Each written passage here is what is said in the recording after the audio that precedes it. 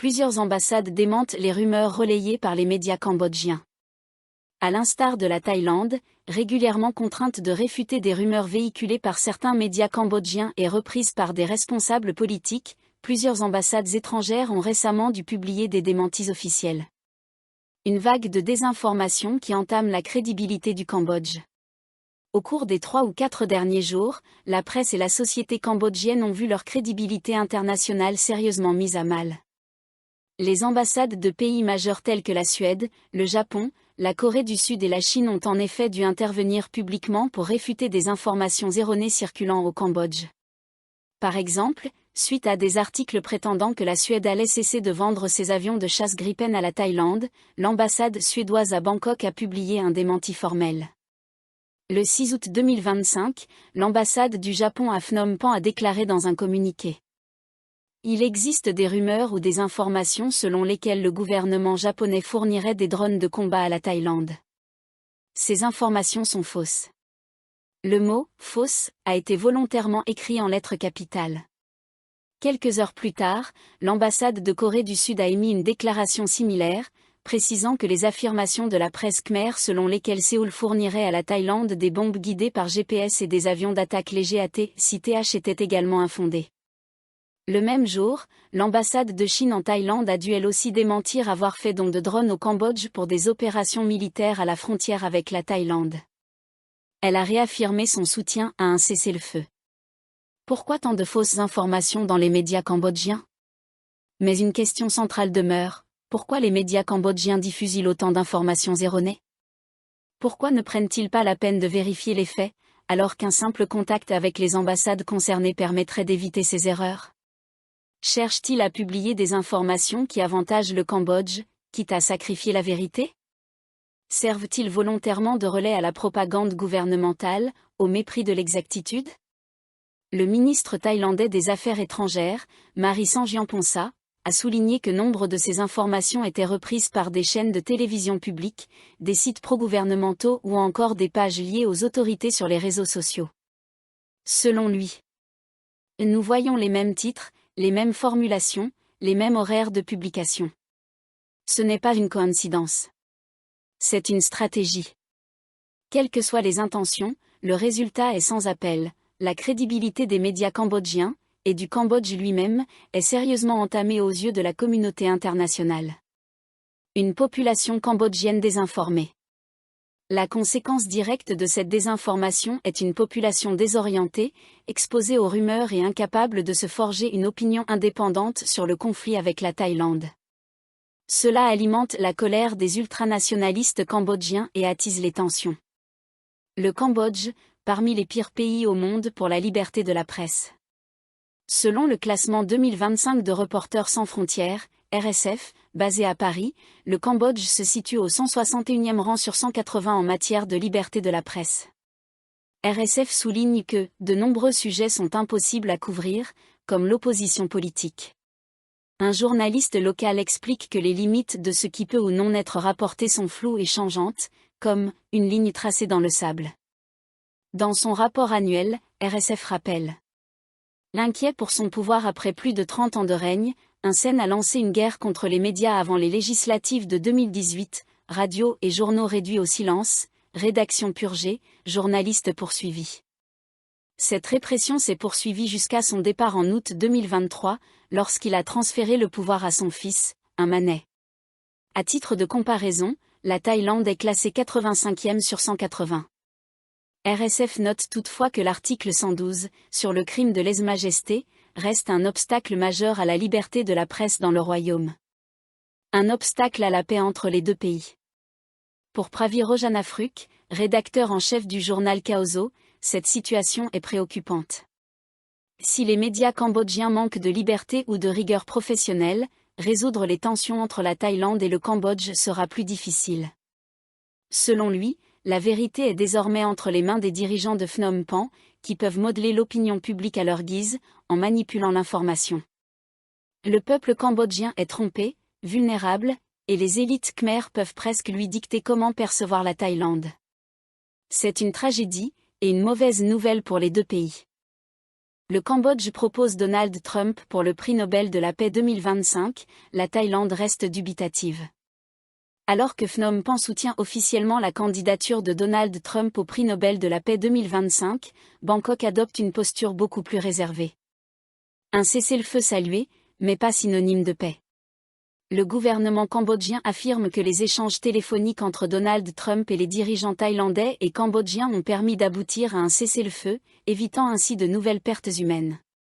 À lire, Trump appelle la Thaïlande et le Cambodge à cesser les combats. Même le Premier ministre thaïlandais par intérim, Phantam Wechayachai, reconnaît que cette intervention a eu un effet apaisant à court terme. Mais pour la Thaïlande, il est prématuré de parler de paix. Les tensions à la frontière perdurent, et les déclarations triomphalistes de Donald Trump sont perçues comme opportunistes, voire électoralistes. Une manœuvre diplomatique signée Hun Sen. Derrière la recommandation du Cambodge se dessine une stratégie géopolitique calculée.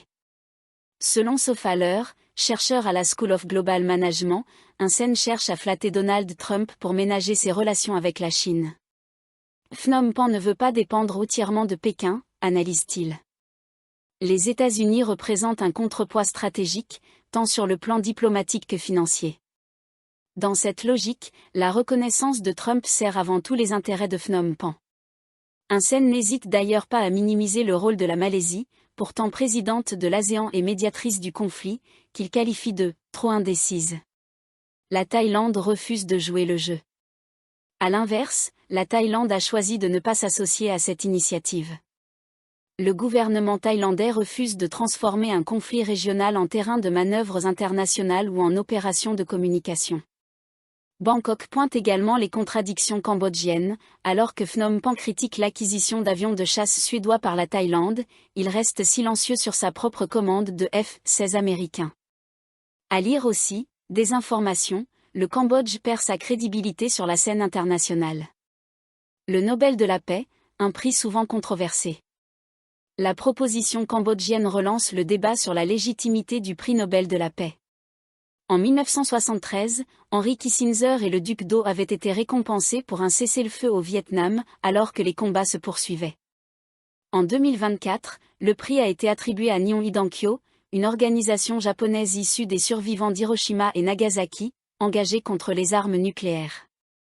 Quant à Donald Trump, il détient déjà un prix bien qu'ironique. En 2020, il avait reçu l'Ig Nobel de médecine satirique, pour avoir suggéré d'injecter du désinfectant afin de lutter contre le Covid-19.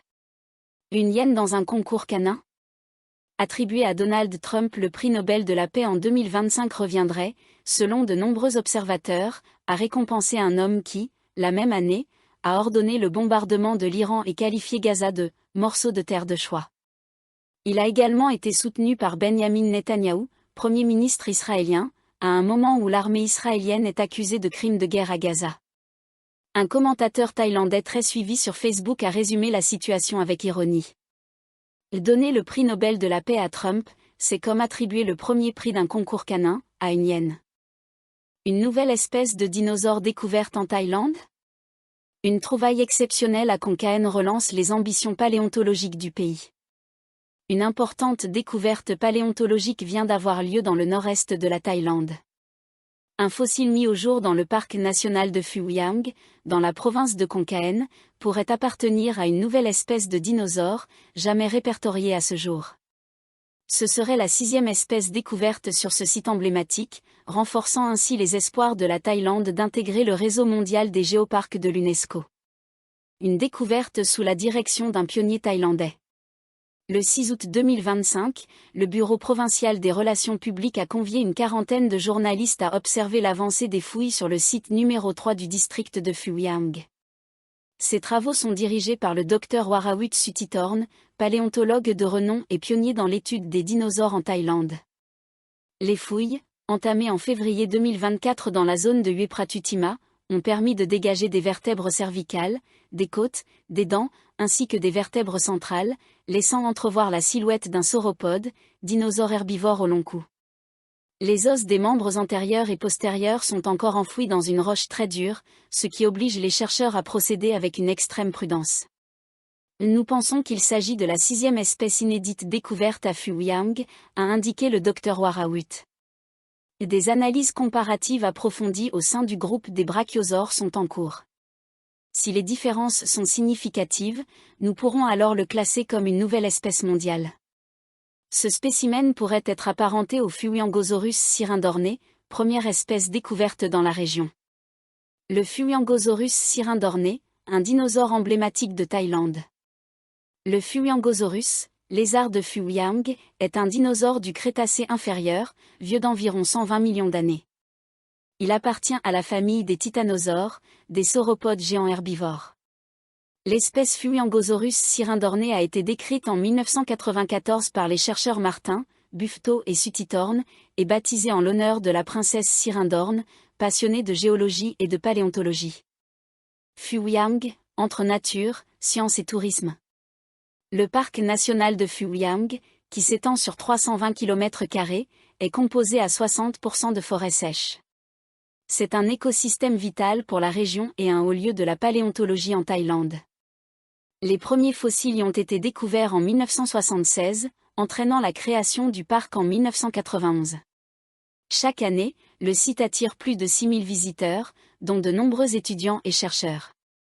Le musée des dinosaures de Fuiang est ouvert au public et accessible depuis la ville de Khon Kaen. Un lieu fascinant pour les familles et les passionnés de sciences. Objectif UNESCO, vers un géoparc mondial. En 2022, la province de Khon Kaen a présenté sa candidature lors d'un congrès international de paléontologie, espérant intégrer le réseau mondial des géoparcs de l'UNESCO. Malgré la découverte de plusieurs espèces uniques, l'inscription dépend encore de multiples critères scientifiques, environnementaux et éducatifs à renforcer. Si tout se passe bien, le géoparc de Khon Kaen pourrait être reconnu par l'UNESCO d'ici 2026, a déclaré le Dr Warawut, confiant dans le potentiel du site à devenir un centre d'excellence en paléontologie en Asie du Sud-Est.